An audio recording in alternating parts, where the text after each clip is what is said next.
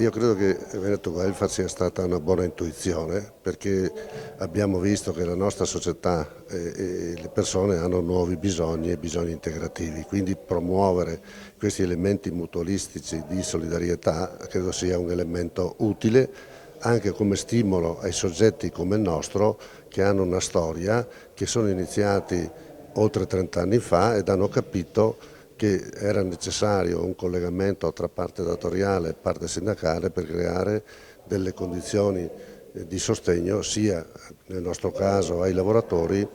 ma anche ai titolari stessi. Quindi credo che oggi dobbiamo prendere nuova spinta perché il Veneto è stato tra i primi a partire, abbiamo una bilateralità molto forte,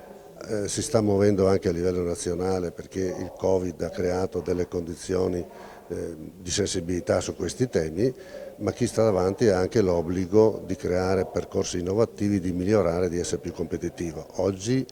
credo sia una giornata interessante proprio sotto questo punto di vista, non solo da parte dei relatori ma anche da parte poi delle parti che entreranno, ma soprattutto un elemento per operare in maniera più efficace